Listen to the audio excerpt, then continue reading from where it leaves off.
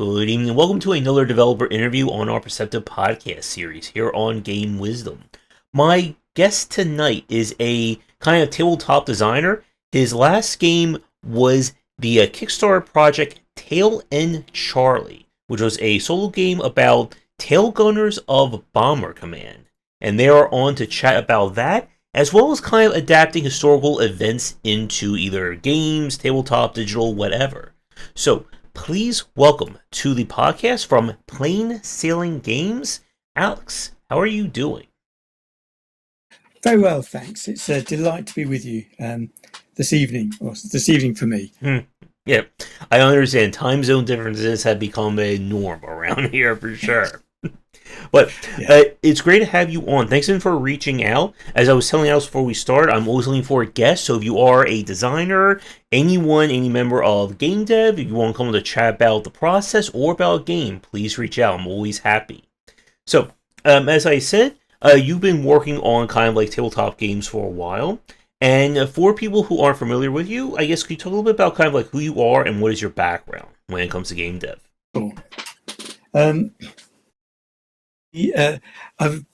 I've been involved in tabletop games since the 1970s. I was a teenager. I saw a review in a magazine about this game called Dungeons and Dragons. Sounded absolutely fabulous. It was out of reach of my pocket money, so I sat down with a friend and I wrote a page of rules. We drew up a dungeon and we started playing. And I've been tinkering away and doing my own things for years. And I spent about 20 years working on a science fiction kind of heartbreaker game. And I realized that I needed to try and get it out there, because I was safe because it was always a work in progress.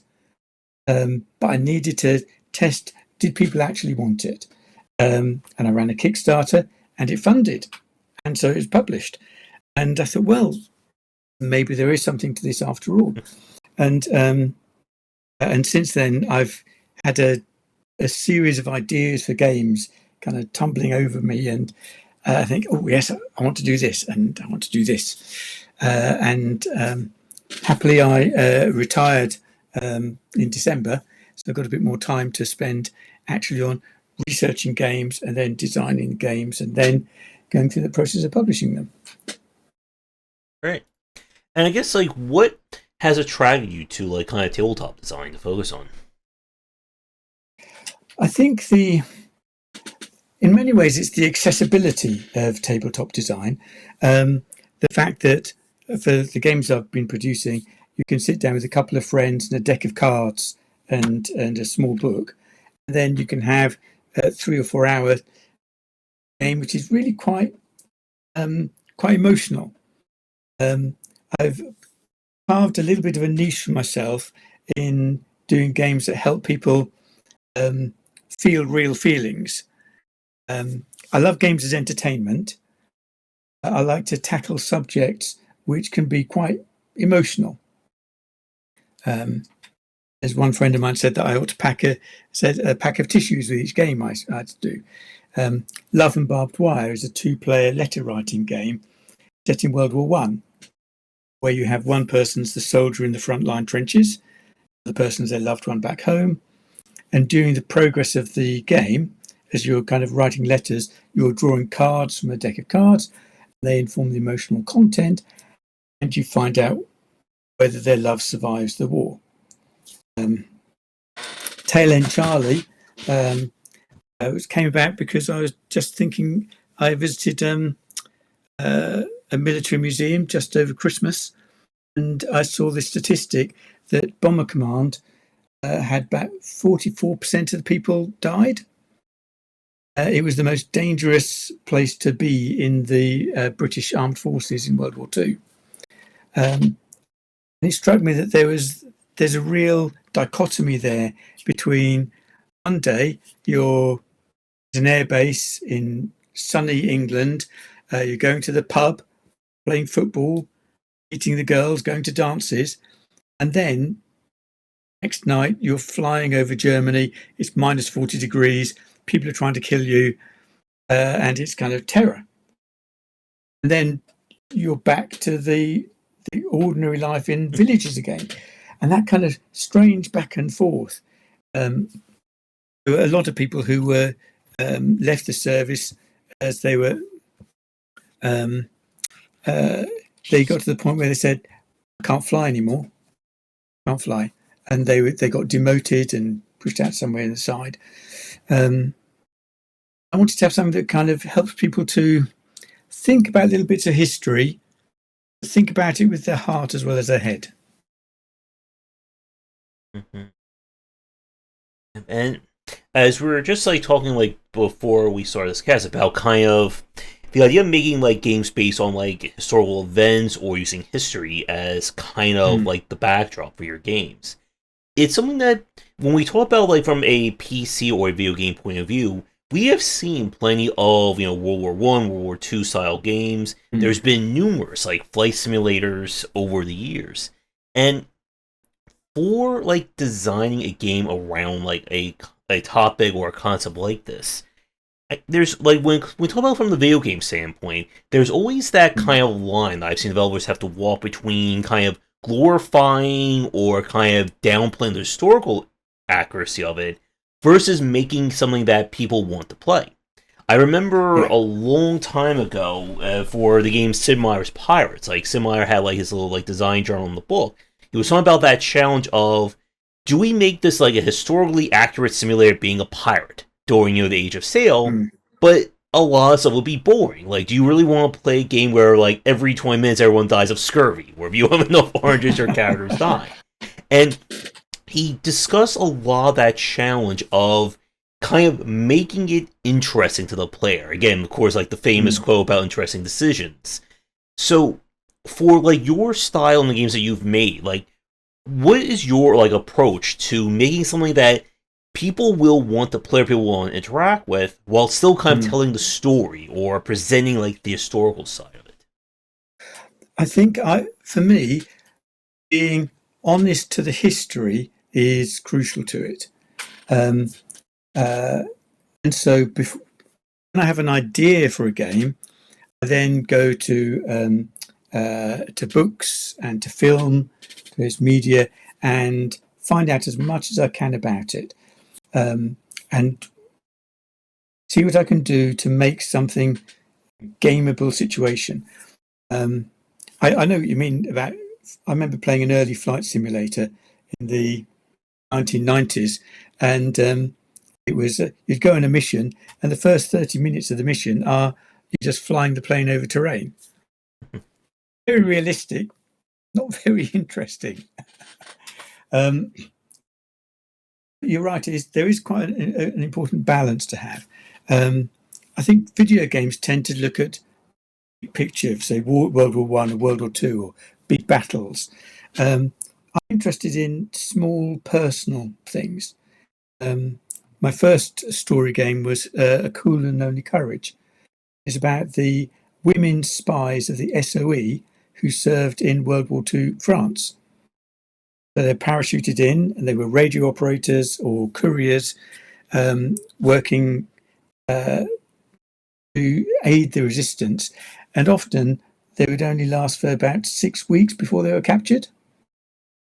And it was it's quite a desperate thing they were doing. And I wanted to try and capture something of that. And I found I could do that. Another game I've got on my back burner, I'm still doing research for it, is about the women's suffragettes. The suffragettes in Britain um, uh, engaged in a campaign of civil disobedience. The government would imprison them, would force feed them when they went on hunger strike. Um, I've not been able to work out how to make the game out of that to get to the crux of the matter and to be honest to the material which is there. Mhm. Because I came into it thinking one set of things. As I've read more about it, turns out it was more complicated than I first thought. So that's the one that I'm working on and weighing up how to do things. And One thing I want to ask you about, and another thing we were chatting about before, is that when it comes to my background, I definitely stick more with like digital and video games rather than the Mm. tabletop. But with a few of your games, so besides having like the cooperative aspect, you also have solo tabletop games, Mm. and that Yes. is a particular style that I am not familiar with. So I was wondering if you could talk a little bit more about kind of designing like a solo tabletop game. Like, how does that differ Mm. in the process? It's uh, it's interesting because uh, my latest game is a solo game, and it's a new venture for me. But when I was at a convention last year, I could see there were a lot of people interested in solo games, and I thought that the one of the attractions of a solo game is that it is a kind of low cost of entry to try something out. You can pick something up and you can play it by yourself. You don't need to organize a group of friends. You don't need to. Um, it's kind of less complex in that respect. So when you're doing producing a solo game, a lot comes down to the guidance that you're going to give along the way. Um, so in Tail End Charlie, there's a clear kind of game loop, which is where you're off duty, then on an operation, off duty, and on an operation. Um, in real life, people did 30 operations, and then they got a break. Then they were kind of moved off to a training area. Um, I wanted to make sure that the mechanics I had here gave people the same kind of chance of survival as I had in real life. I've done that by actually having 10 operations and assuming that there's another 20 which were inconsequential. Um, because to do 30 operations, that's a lot of playing cards and writing things in journals. And this comes down to that realism versus fun that you mentioned. In some of the early play tests, I was doing 20 operations, and people were saying, do you know, started just writing down very simple things because it's getting a bit samey.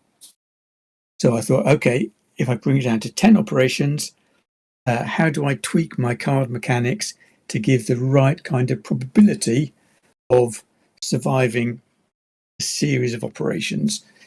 To elaborate on things, I like using a deck of cards as a randomizer for games because I love dice. I have lots of dice, but a deck of cards gives you so many different ways that you can um, produce random results. You can look by suit, by number, by color, red versus black, a range of things.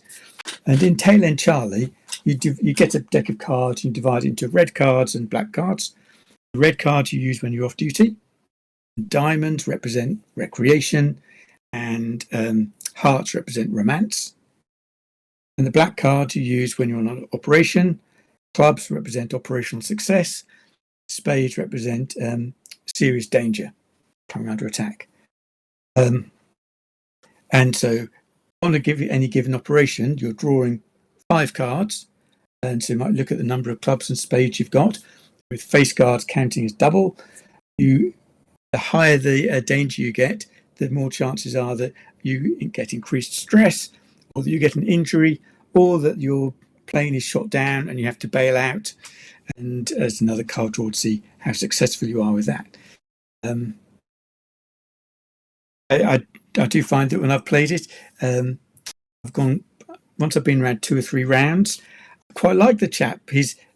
I like the crew that he's with. In downtime, I find that I've built up a relationship with a WAF down looking after the radar station, and then I realise I've got an operation to come, and my luck might turn badly here. And I'm thinking, I don't really want this guy to die. I quite like his story. And that's it. That's the level of emotional engagement I like to try and get with the stories. Hmm. And like with like creating like the rule set for your games, like using a deck of cards, dice, and so Mm. on, what's kind of like the approach to like building like the rules that you want for like each one of your games? So the first of all, there is that thing about what's my probability going to be like? How do I get the chance of 56% chance of surviving 10 missions when you're drawing cards, and if you spades are bad and spade face cards are extra bad.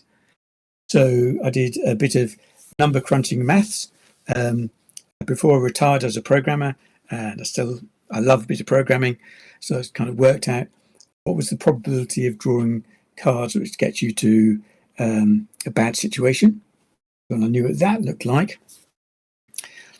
I then wanted to have produce 3 prompts for each value of a card.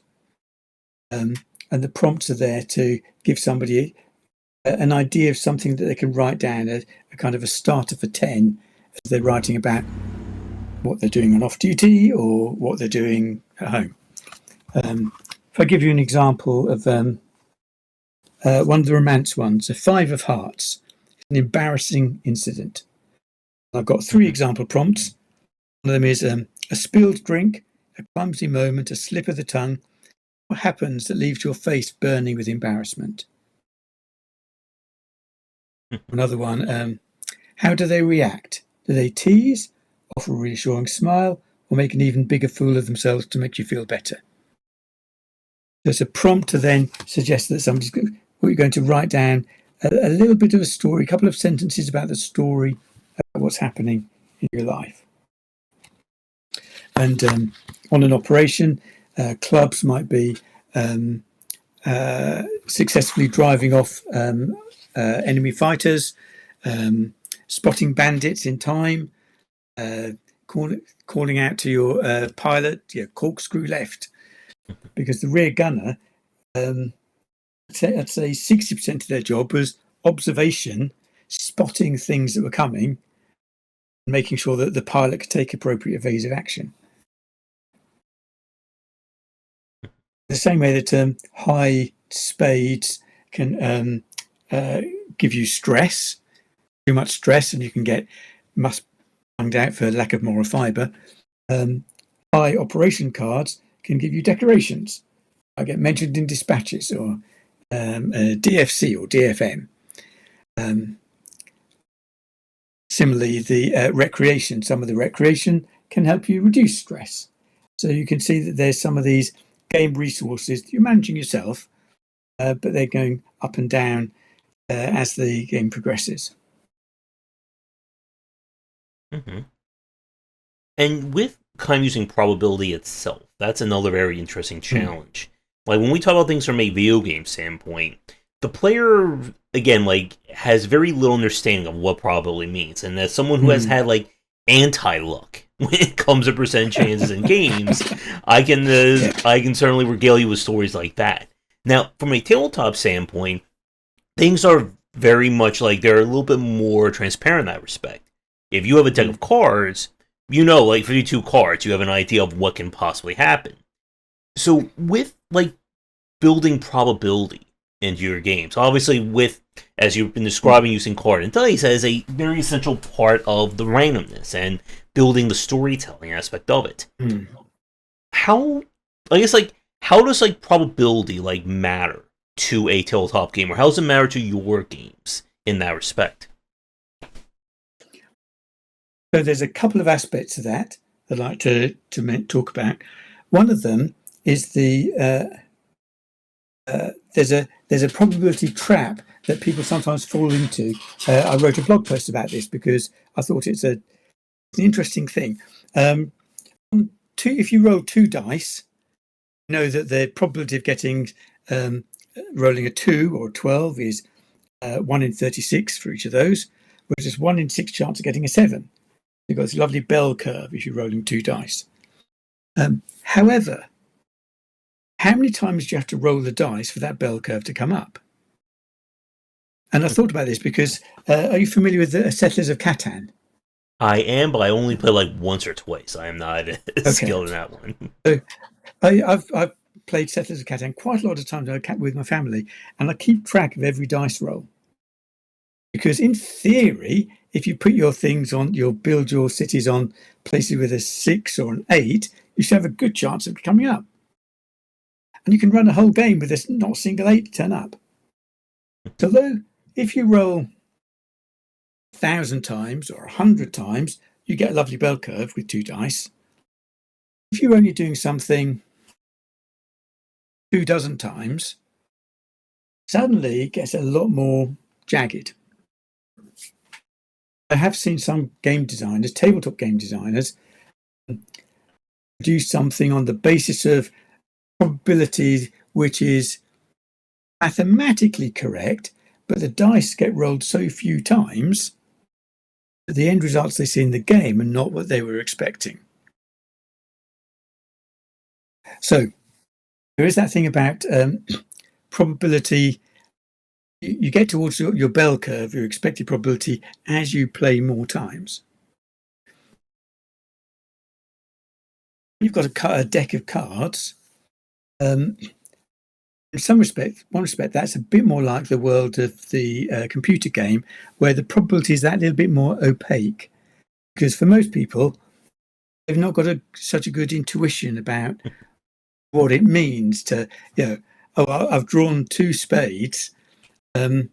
What's my chance my next 2 cards are both going to be spades? Well, you could sit down, you could work it out probably. Mm-hmm. The intuition isn't there, and that can be helpful. We're still at a point where there can be a lot of variability between games. One of my playtesters played the game, and on his first operation, died. They shot down, they ditched in the North Sea on the way back, they weren't rescued. He said, first operation, I've gone. I don't understand it. Somebody else he actually played through 15 operations and said, oh, this is kind of okay, but it never really got very exciting. I thought, well, you had a lucky run of the cards. I know that overall, if 100 people play the game, about 44 of them are going to find their gunner dies during the game, and about 56 are likely to find that they'll survive the war. But for any individual player, who knows? Mm-hmm. And I quite like having that lack of certainty about it. Every time you approach the game, it could go either way. But it's my desire to be close to historical accuracy, and I wanted to work out how I could do this so that the play of the cards would give me roughly the right percentage chance of success over a whole tour of duty.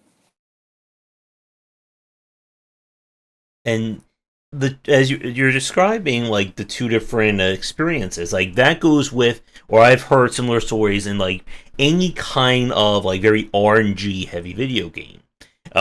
You're talking to someone who's played so many hours of XCOM, and XCOM is another example of that. You can have someone who, or even someone like Darkest Dungeon, where you'll have someone, well, I don't know what people are talking about, I hit every roll perfectly, I got every good event, the game was easy.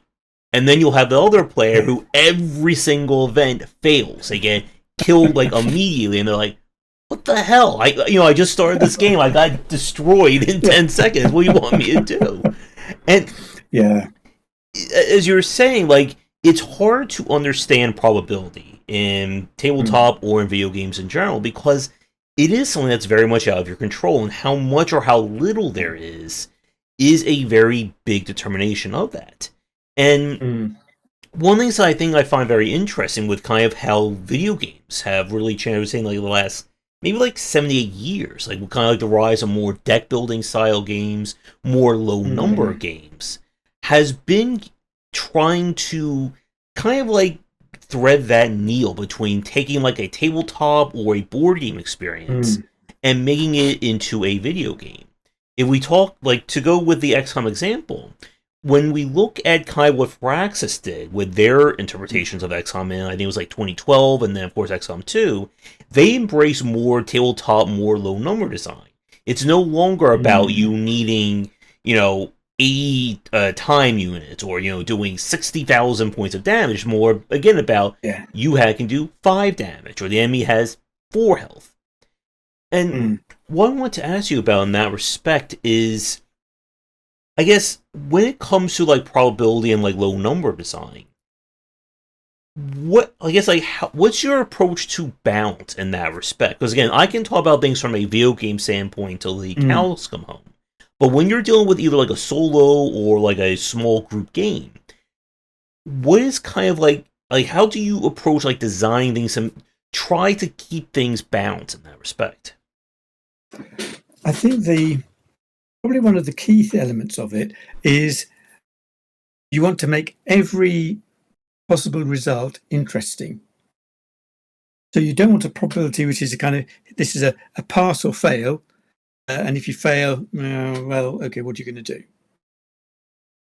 So using probability in a way where you're keeping in mind that every result should be interesting or can be used by people to move the narrative forward, I think is really helpful.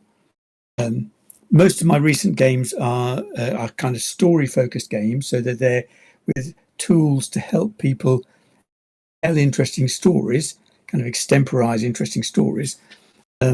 But up here, Star Guild, my big science fiction game, that's much more like Dungeons and Dragons in style of things.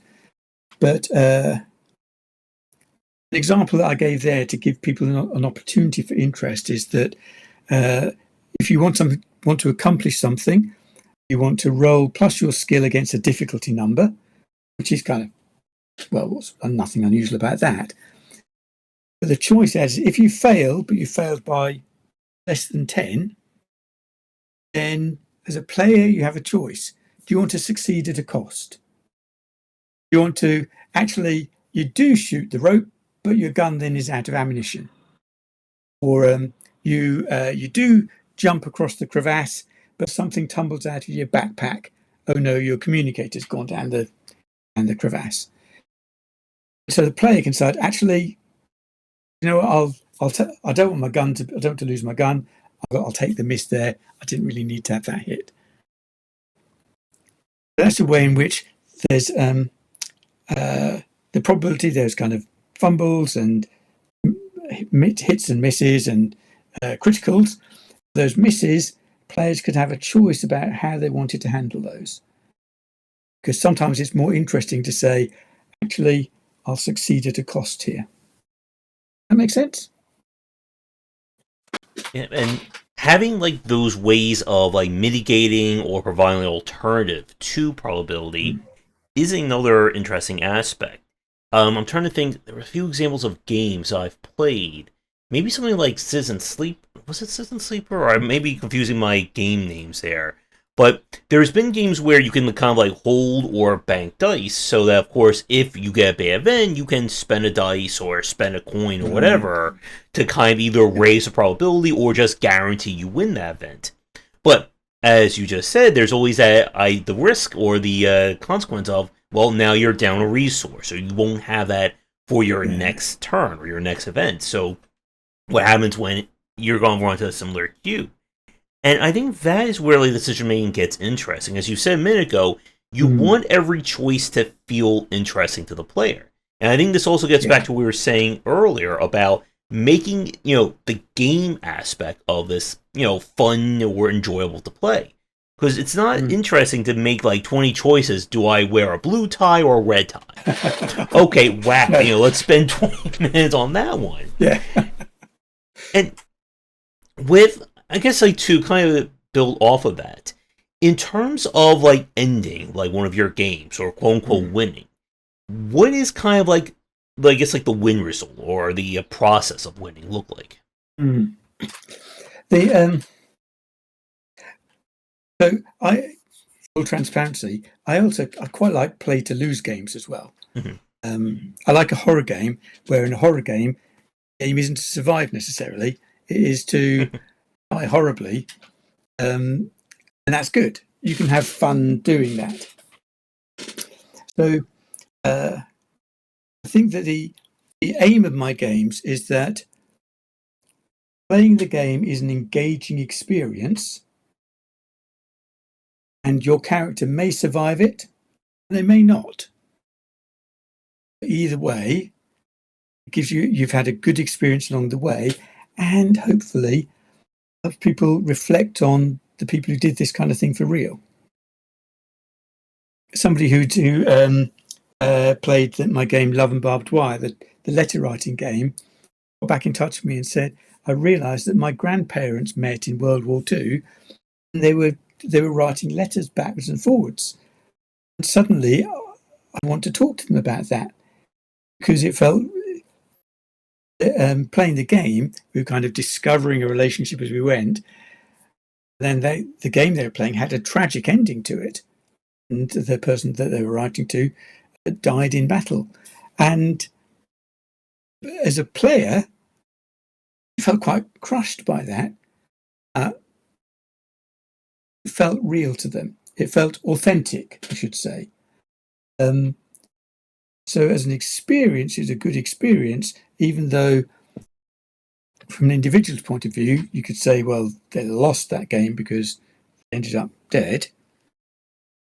As an experience, it can be a positive and authentic one, and it helps people engage with those little elements of history, which, and I like to have games which are quite tightly focused on one little bit of history, which doesn't get a lot of attention, perhaps.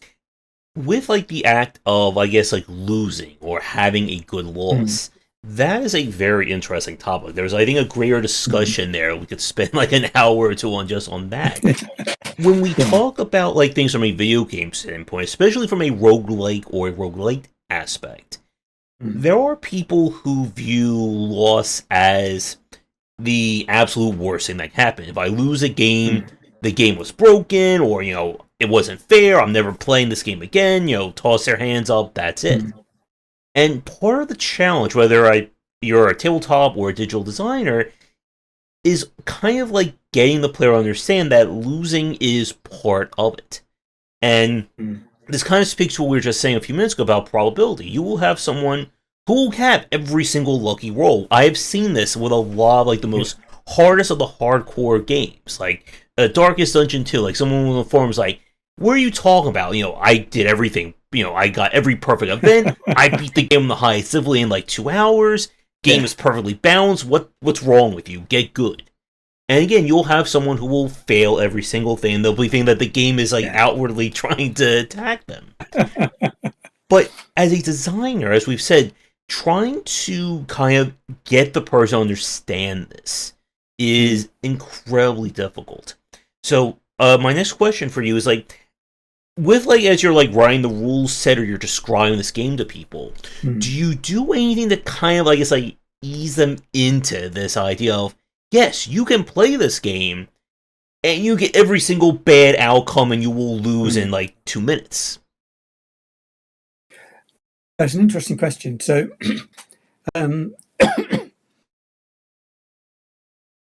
several of these games, like Tail End Charlie and others, they're suitable for a one-shot game. Play the game and over a period of 3 or 4 hours, and then that's done. I've got another role-playing game where you could play a campaign that goes on for many, many years. As that's more analogous to the PC game situation, I think, because the pain of loss comes when you lose all the time you've invested in a game. If you've, whether playing a tabletop game and you've invested in this character for 6 months and then they die, and what do you do? Or in a computer game where you've gathered all these resources, you've built all these things up, you've got up to this level, and then dies. Oh gosh, where was my last save point? How far back have I got to go in order to do it? It's like if you've got, find Duolingo streaks actually don't engage me. If you've got a streak of kind of 50, not very much, got a streak of 50, and then you lose, fail it, and think, oh, I'm not going to get 50 again. maybe I won't give it a go. And I've noticed that Duolingo has now got things to kind of save your streaks, to give you kind of a little bit of a safety net. I've not been playing computer games in the last kind of decade, so I don't really know whether there are mitigating things that have become part of the computer game scene. But I think that it's an interesting question about how you can, how you may want to mitigate that kind of death loss situation. D&D, the granddaddy of it, from the very earliest days, had a resurrection spell. So you could die, but you could be brought back to life again. Hurrah! If somebody's playing a science fiction game, probably less likely to happen. I know that some tabletop games now, they set the rules up so that a player can't die unless, the character, don't want a player dying, the character can't die unless the player wants them to. So it could be a really bad situation and the player can say, actually, I'll sacrifice my life here to kind of hold the bridge while everyone escapes. Unless they choose to sacrifice themselves, they won't die. I prefer the more hardcore ones where, now actually, your character could die. Because I find that the element of risk brings a frisson to the games, which I like, I care about. I don't know whether there's PC games or video games which have actually kind of embraced that kind of approach where player death can happen, but only if the player decides that they are willing for it to happen. I could see maybe a few RPGs where there's an ending that you sacrifice, but I'm also trying to think if there's a game that has that option, like the player is basically unkillable unless they outwardly say that I'm going to make a sacrifice and that's the risk. That's actually an interesting one. Again, we're recording this right now, so we obviously don't have a live chat, but if anyone's watching this who can think of a game that does allow you to have that opportunity, let us know in the comments, because that is a very interesting choice. And it, again, kind of cuts into, the discussion of these kinds of games, or just in terms of the nature of probability. That if you play a game and the player just, randomly walks around, stubs their toe, and they die, they'll be like, what? What's the point of that? But if you tell the player, okay, you have to choose between a 40% chance of winning versus let's say a 60% chance that your character could die, but if you win, that's it, you're done the game, would you make that choice? And again, that leads to a lot more interesting discussions. And it also makes things a lot more harder in terms of, again, how do you perceive that as a player? Well, I mean, 40 is a lower number than 60, but the outcome is either going to be really, really good or completely disastrous. So what do I do? Yeah. It's kind of edging into game theory then as well, isn't it? This idea that people feel a loss more intensely than they feel not getting a thing. So losing something you've got is much worse than not getting something you hadn't got. And character death is in a way that the ultimate of losing the thing that you've got. Yep. And it's very much to the appeal that we see in Iron Man difficulties and a lot of PC games. The notion that, okay, if you die, this character's gone. Or in a game like Path of Exile's case, okay, you die, you're now off, the hardcore server, so you're no longer in that level of challenge. And there are people who outright hate that they will never touch Iron Man difficulty in their entire life. And then you will have people who love that idea that, okay, I can't, coast. I can't turn my brain off while playing this. I need to be focusing 100% of the time. And it's, again, very much the same popularity of XCOM. This idea that you can take this squad of 16 people, maybe only 4 of them are going to come back from this mission, what do you do? Or you can't just, throw characters willy-nilly around because they're going to die and you're never going to see them again. That reminds me of the first Wing Commander game, early 90s. I don't know if you used to play that, but it was two of the things I found absolutely fascinating about it. One of them was that you always went out on a mission with a wingman, and after the missions, you'd go to the bar and you could have conversations with people. If you lost one of the wingmen, you were lost for the rest of the game. And sometimes there'd be an empty stool in the bar, and you think, there should be Paladin sitting there. He died. And so you can. The other thing is it had a branching set of games. If you were doing well on the missions and succeeded, you ended up on missions which were attacking the Kilrathi homeworld. If you did bad and you were using new prototype super spacecraft, if you're doing badly, you're getting the rusty old horrible ones, and you ended up defending Earth against the Kilrathi final attack. Every game, win or lose, took you on towards one path or another path, which I like better than X-Wing, because the first X-Wing, if you failed on a mission, you had to replay the mission, proceed, which made it feel like a simulator. It didn't feel like there were consequences to the game you were playing. Yeah, and it's like that kind of like grand campaign structure that has been like appeal for a lot of these games. Like I mentioned Darkest Dungeon earlier. It's very much in that same style, that there's a difference between, a good win and a bad win. Yes, you beat the mission, but all, 3 of your 4 party members are dead. The one character is now traumatized. They're going to be practically useless. And how do you keep playing from that? And I've been mentioning XCOM. It's very much in that same style. Yes, you may have lost your entire squad, but let's say you got, a really good weapon, or you captured the guy you need to move the story along. And it's very hard to really make that grand campaign work because, excuse me, as we're saying, like, a lot of people don't like loss. They don't want to play a game where, these 5 characters that you really love, guess what? They're all dead. Go keep playing it. I'm not sure if you're familiar with Fire Emblem as a series. It's a long-standing, it's a long-standing turn-based strategy series by Nintendo, and they have the idea that, as you said with Wing Commander, that all your characters are actual characters. They're going to carry you from mission to mission, but if they die, they're gone. And for the longest time, that was kind of the norm.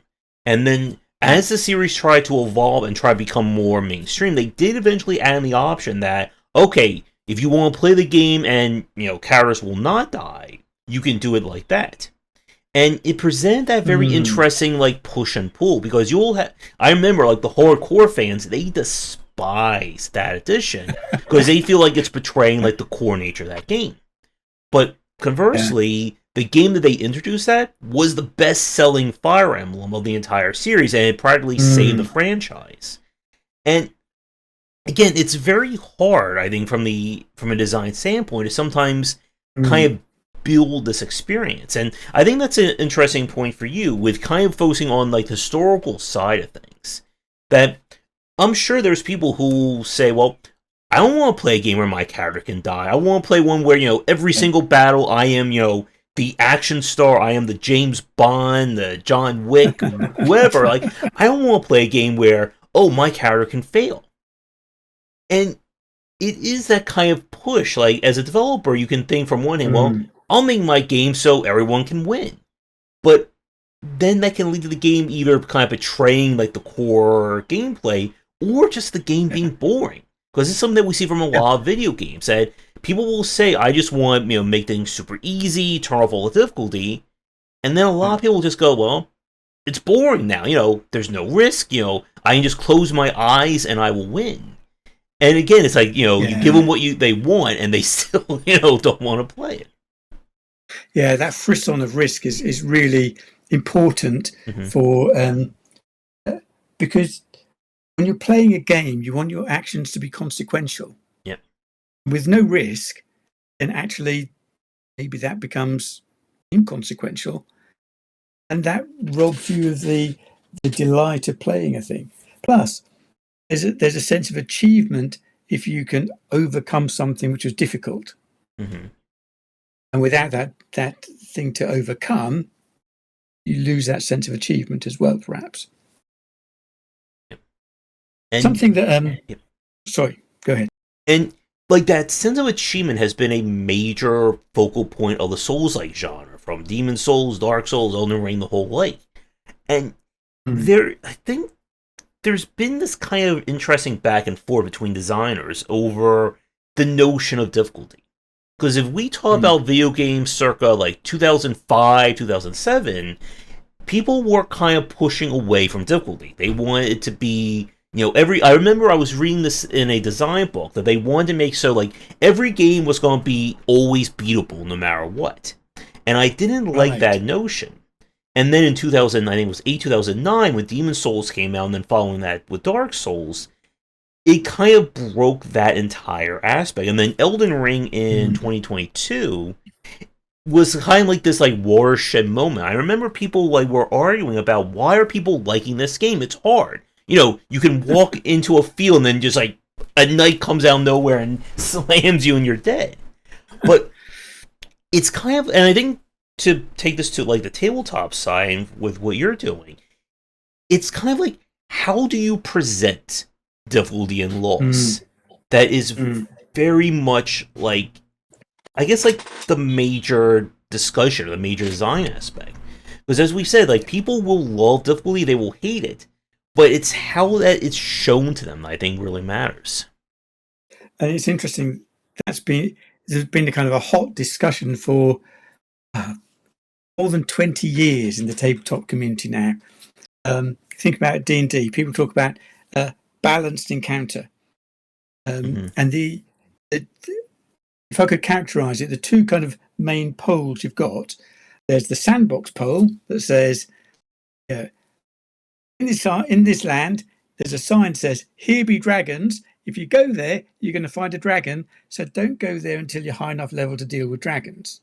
Okay. And the other pole says, the dungeon master should design encounters so they'll be challenging but not too challenging. The expectation that the players should always be able to beat the encounters, and this has kind of waxed back and forth. And people say, "Oh, the current version of the rules, their challenge ratings are no good because if you follow them, things, this creature, the challenge rating is much too low because it'll automatically kill people." Huge amount of back and forth on it. Nailing my colours to the mast, I'm much more of a sandbox kind of person. I think that you don't want somebody to be blindsided, but if you set things up and you say, this is the place where it is kind of not so challenging. Over there, super challenging. You can go there if you want to, but it's going to be super challenging and you might not make it. And then let people choose what they want to do. And I think it's good in the game if people say, "Oh, hang on a minute, we're facing 30 orcs here. Maybe we'd better do a strategic retreat." Rather than assuming that every encounter is designed to be beatable and thus they stay and fight to the bitter end and then their characters get killed.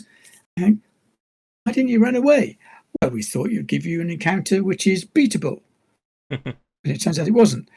And so I've sometimes come across these mismatches between expectations on the players and the DM's point of view about what each side is doing, what they think is reasonable from their worldview. Their worldviews are not kind of matching up completely. And that idea of letting the player know that something is dangerous, something like, I think that is a very important aspect of the decision making. Because I'm not a fan when games just like say, "Okay, here's 5 choices. Okay, you chose number 4. Guess what? You're dead. You chose choice number 2. Here's $80 million. Do whatever you want with it." And the player has no idea why. And again, it kind of goes with this idea of like educating the player as to what this means. Yeah. And again, like there's a greater topic about onboarding that we could spend another Oh hour gosh, or yes. two on when it comes to it. But I guess like that's actually an interesting question for you from a tabletop standpoint. Again, I Mm, can talk about onboarding when it comes to a digital game for the next 4 to 5 hours. With a tabletop standpoint, it's a different beast. In most yeah. cases, you're not going to be in the person's living room to telling them how to play this game. So, Yeah. Yeah. what is like your approach, or what is like the tabletop approach to onboarding when it comes to these kinds of games? I think so there's several different kinds of tabletop games. Mhm. The uh, the games that I'm producing, my aim is to make them accessible to people who are not familiar with tabletop role playing Mhm. games. And so I go take people step by step through to start at the start. This is what we're doing. I might say that in this game you're going to frame a scene. That means you do this, and you do this, and suggest these kind of things, and then and this is how you know when you get to the end of a scene. First time I played some story games, the first one I played was a game called Grey Ranks. It was about the child soldiers in Warsaw, World War II, fighting against the Nazis. It was I had an amazing time playing that game, but looking at the rules, I think I don't know how this is supposed to work. Having had that experience, I now try to make sure that I'm including enough information that if somebody reads it, always a given, but if they do read it, it should take them step by step through the way things go. And with Tail End Charlie, I was absolutely delighted. I had the chance to meet an archivist at the International Bomber Command Centre up in Lincolnshire, which is a fabulous both memorial and museum. Um, and I told him why I was doing this research for this game. He said he'd be really interested in having a go. So I sent along the draft to him, and he played it on the Saturday and got back and said it was wizard. Really enjoyed it. And I know that somebody who'd never played a game before could pick this up and had a good experience with it. And as a historian, I said, please tell me if I'm doing anything here which is wrong, inauthentic. And he said, no, I think you're good here.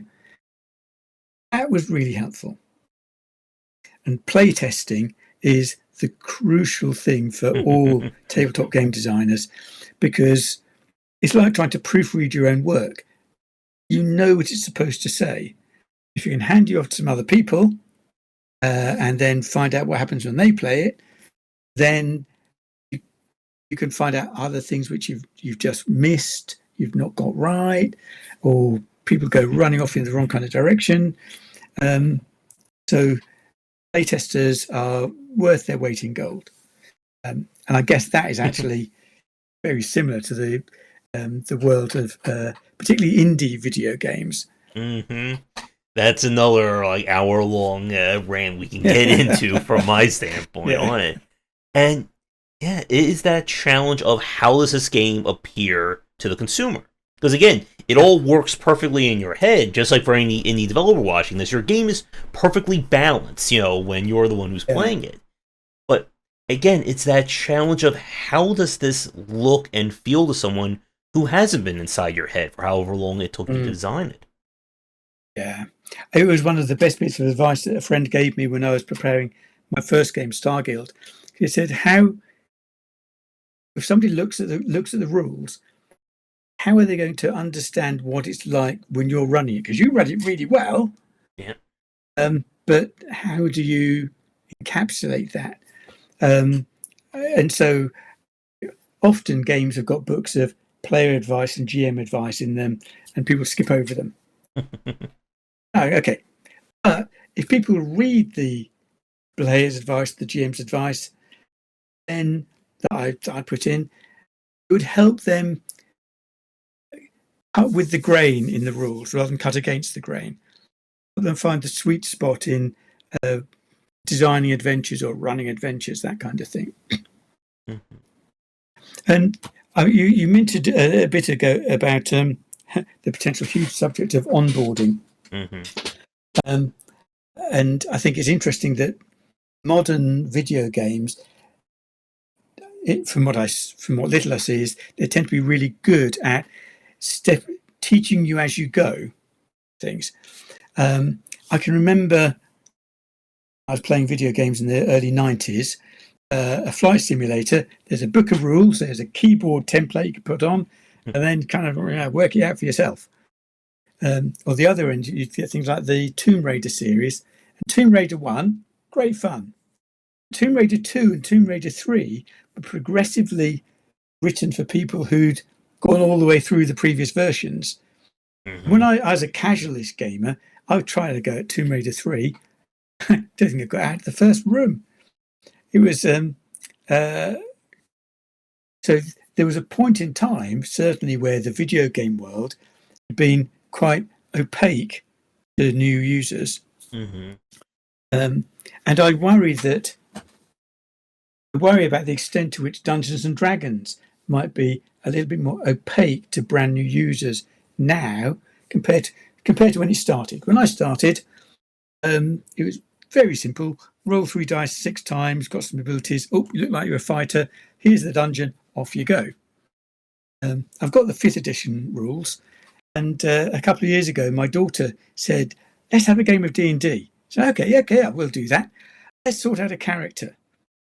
And 30 minutes later, we've been flipping through pages about, well, so you want to be a dwarf, druid, and she got bored. The onboarding, now, if I'd been playing 5th edition a lot, I probably could have got it started more quickly. The onboarding for somebody completely new, I think, is really quite a high bar with Dungeons and Dragons at the moment. And I think anybody working on tabletop games, it's really helpful for them to think, how do I have a low bar to entry or smooth on ramp to let people get into a game, start to enjoy it, and then build up more complexity and difficulty as you go along. Yep, and like to that point about like onboard or like kind of like onboarding like series or established franchises, that has been a major challenge for a lot of developers. Even like people who are relatively like new in the space, who were on maybe their first or second game, there's that trap of assuming that, oh, I'm this super expert, I know everything there is about it, so I don't need to do any onboarding because everyone who's going to buy my game is already super well versed in it. And I was just thinking about this with the big game that just came out as we're recording this, Clair Obscur, the big like JRPG that has been blowing up. And one of the things I thought was really great in that game was it's really being like a gateway to a lot of people who may have never played a Final Fantasy or never touched a JRPG to try and get into this. And I do feel like there is a market for like entry-level games in established genres. Earlier, of course, I mentioned Sid Meier, and like Civilization, I think has been a really good example. Like, if you were to compare Civilization to something like Europa Universalis or any Paradox Interactive game, it's almost like going from basic algebra to statistics or geometry or whatever, like the highest level of math. And it's very hard, I think, to make a very solid entry-level game in that respect. Because, again, it's about designing something that kind of avoids a lot of the chaff of trying to learn something that is, has like years of fandom and levels. And you mentioned Dungeons and Dragons. I was trying to get into Magic: The Gathering last year when I was writing my book on deck building games. And it was kind of like, what the heck are all these colors? And like my friends like, oh, you just mix all, you want a color of each different style. I'm just sitting there going, what? And it's like, oh, here, open up 20 different boosters, and then you get all these cards. I'm like, okay, I got cards. Yay. Like, I don't know what any of this stuff means. And again, someone said, well, just go read the tutorial online. Or just go read, like, here's like a 50-page essay someone wrote about how to learn this game. And most people will never do that. And again, like, reading the manual is, the worst possible thing for a lot of people. And with that, we're going to wrap up the first part of this interview. This is going to be another two-parter. As for the second half, Alex and I talk more about tabletop design, as well as the logistics and production side of making these games. Thank you for watching. If you enjoy things, do all that YouTubing stuff. Let me know what you think about our conversation, and we'll be back with part 2 coming out real soon.